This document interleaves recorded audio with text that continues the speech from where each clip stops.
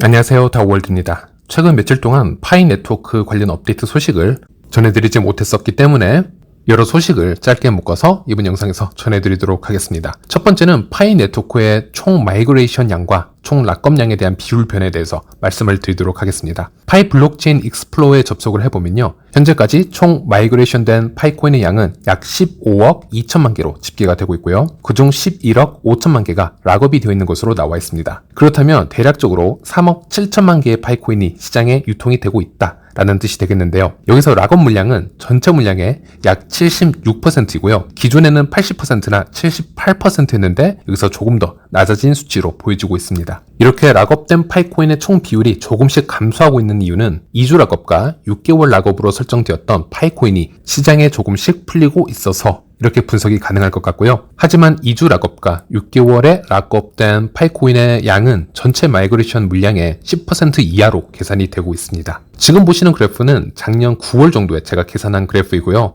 이 영상을 찍기 전에 바로 최근 마이그레이션 된 물량 7,740개 지갑을 기준으로 락업량을 제가 또 다시 조사를 해보았는데 작년에 이 그래프와 큰 차이가 없었던 것으로 나와 있습니다. 즉 2주 락업과 6개월 락업의 비율은 10%가 아직 유효하다고 할 수 있겠고요. 여기서 조금 더 다른 부분은 언락 비율이 조금 더 줄어들고 3년 락업 비율이 조금 더 높아진 것으로 나와 있는데요. 물론 데이터가 매우 소수이기 때문에 한정적이기 때문에 오차가 존재하겠지만요. 이 데이터를 기준해서 생각해 볼 수 있는 부분은 파이 폐쇄형 메인넷 기간이 점점 장기화가 되어지고 이 프로젝트를 좀 더 장기적으로 바라봐야 한다라는 여론이 이제 미디어에 조성이 되면서 3년 장기 락업으로 세팅을 해놓는 유저들이 조금씩 늘어간 것이 아닌가 이렇게 생각해 볼 수도 있다고 생각을 합니다. 참고로 현재 6개월 이하로 짧게 세팅을 해놓은 유저분들 중 특히 이제 6개월 락업을 해놓았던 분들도 조금씩 언락이 되어지고 있는 상황인데요. 언락이 된다라는 것은 더 이상 채굴 부스터 효과를 받을 수 없다라는 의미와도 같습니다. 지금 당장은 오픈 메인넷이 되지 못한 상태이고 폐쇄형 메인넷에서 딱히 거래를 하실 생각이 없으시다면 그저 채굴 부스터 효과만 줄어든 듯한, 즉 손해처럼 느껴질 수도 있을 거라고 생각을 합니다. 현재는 파이 네트워크가 아직도 폐쇄형 메인넷을 그대로 유지하고 있기 때문에 1차 마이그레이션 락업 세팅에 관해서는 최소 1년 이상 세팅해놓은 분들께서 결과적으로는 수혜자가 된 것이 아닌가 이런 생각을 해볼 수 있을 것 같고요. 그리고 두 번째로는 해커톤 소식 잠시 알려드리겠습니다. 해커톤의 참가 팀 수는 영상 제작하는 시간을 기준으로 총 2,358팀 2,661명의 개발자가 참여를 하고 있습니다. 해커톤에 어떤 프로젝트들이 참여를 하는지는 지난번 두 번의 영상을 통해서 조금씩 소개를 해드렸었는데요. 2021년의 1차 해커톤과 비교해서 다른 점을 말씀드리자면 이미 어느 정도 개발이 진행이 되고 있는 프로젝트들 또는 꼭 개인이 아니더라도 여러 프로그램을 이미 운영 중인 기업의 단위에서 이 해커톤에 참가를 하고 있다는 점을 발견할 수 있었습니다. 그래서 조금 더 완성도가 있는 결과물을 이번에는 지켜볼 수 있지 않을까 조심히 기대를 해보고 있는데요. 그리고 또 하나 재밌는 점은 최근에 파이 오픈소스에 등록된 D앱 개발자와 파이 코어 팀의 대화를 보면요, 참 흥미로운 부분도 발견할 수 있었습니다. 바로 314159 GCB 몰에 대한 내용이 되겠는데요.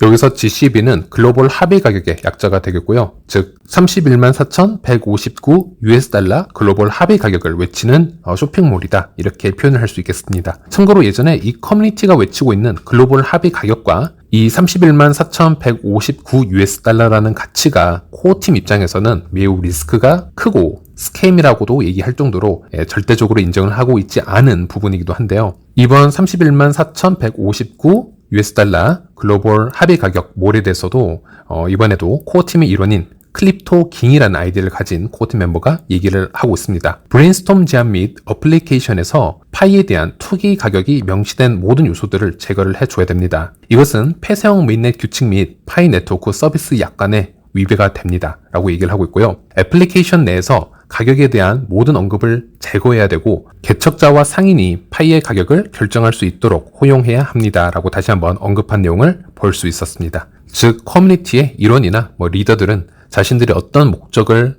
가지고 있던 간에 본인들이 원하는 파이의 가격이나 가치를 다른 파이오니어들에게 강제적으로 주장을 하고 관철시키려는 행위를 코어팀에서는 금지하고 있다는 것을 이런 대화를 통해서도 엿볼 수 있었고요. 그리고 이런 대화들을 통해서 이번 해커톤 대회 또한 어떤 종류의 파이 네트워크 앱이 수상될 확률이 높은지 어떤 힌트를 얻을 수 있는 좋은 부분이라고 생각을 합니다. 파이의 오픈 메인넷으로 필요한 D앱들보다는 1차 해커톤과 마찬가지로 외부 연결이 필요 없는, 즉 파이 생태계 안에서만 내재 가치를 만들어낼 수 있는 그런 파이 D앱에 집중을 할 확률이 높다라고 생각을 하고 있고요. 조금 더 나아가서 생각을 해보자면 파이 오픈 메인넷이 열리기까지는 폐쇄형 메인넷에서 이런 D앱이 활성화가 될 충분한 기회를 주지 않겠냐, 적어도 몇 개월 이상은 주지 않겠냐는 게 제 개인적인 생각이 되겠습니다. 네, 그리고 최근에 파이 스캠 사이트가 다시 극성입니다. 특히나 파이 공식 사이트인 척 또는 에어드랍을 해주겠다고 유인을 해서 파이 지갑, 비밀 구절 입력을 유도하는 곳이 다시 생겨나고 있는데요. 네, 다들 아시겠지만 파이 프로젝트에는 어떤 에어드랍이나 플리셀 같은 개념이 존재하지 않습니다.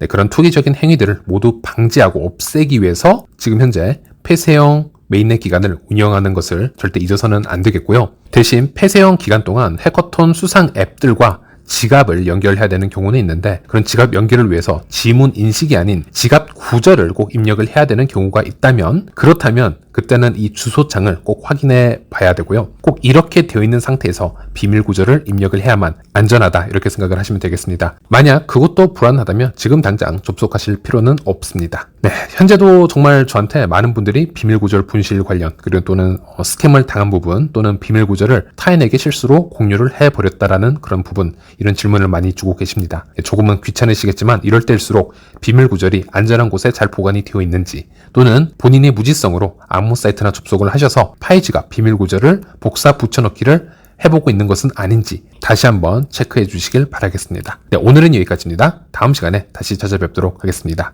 시청해 주셔서 감사합니다.